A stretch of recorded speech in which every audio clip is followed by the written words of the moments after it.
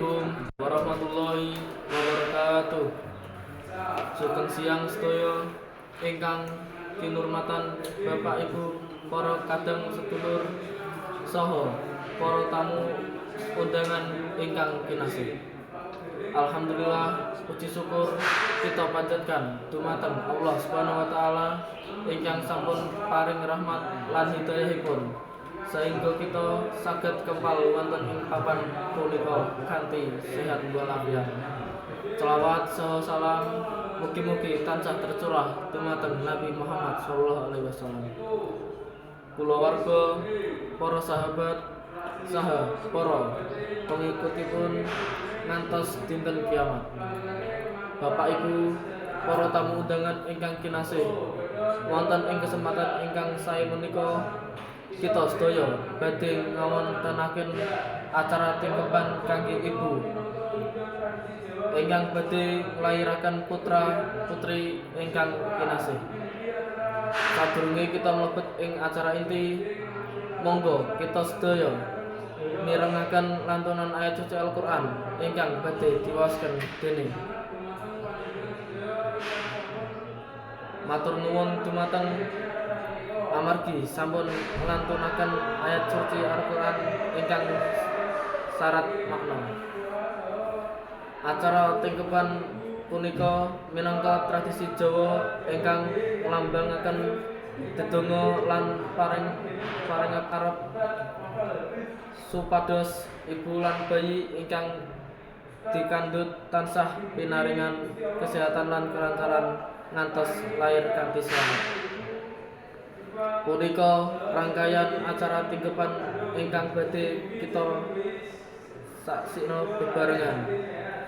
Wonten setunggal siraman. Para rawuh, monggo kita awiti acara tingkeban punika kanthi siraman. Kula sumangaken Mbak Sifa Fatimah Azhara badhe nglakoken siraman kanthi ngayem banyu suci. Siraman punika nglambangaken penyucian lan kesucian calon ibu lan bayi ingkang dikandhut. Kalih mlebokake endhog pitik kampung ing pinjunipun calon ibu. Ingkang salajengipun mlebokaken telur ayam kampung ing pinjungane calon ibu. Telur ayam kampung punika nglambangaken kesuburan lan kemakmuran. Badhe nglebokake telur ayam kampung ing pinjungane calon ibu. 3. Ganti busana kaping 7. Salajengipun kita badhe nglakonaken ganti busana kaping 7. Ganti busana kaping 7 punika nglambangaken 7 lapisan langit lan 7 lapisan samudra ingkang nglambangaken keselamatan lan keberkahan kangge calon ibu lan bayi ingkang dikandhut. Bapak Ibu kula badhe tangnget sampun pantes napa boten? Medhot lawe. Ingkang salajengipun kita badhe nglakonaken medhot lawe. Medhot lawe punika nglambangaken pelepasan saking bebanten lan kebebasan kangge calon ibu lan bayi ingkang dikandung. Ingkang sekawan, calon eyang putri ngendong kelapa gading. Salajengipun kita badhe nglakonaken calon eyang putri ngendong kelapa gading. Kelapa gading punika nglambangaken kekuatan lan kesehatan. 6. Calon bapak mecah kelapa gading.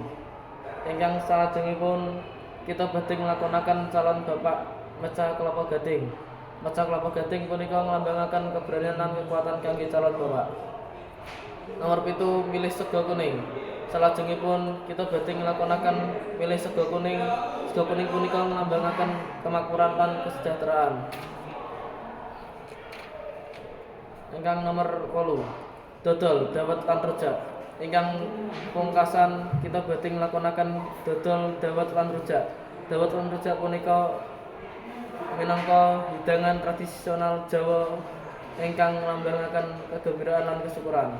Mugi-mugi acara tingkeban punika saged ngampilaken lan nggembiraken sedaya.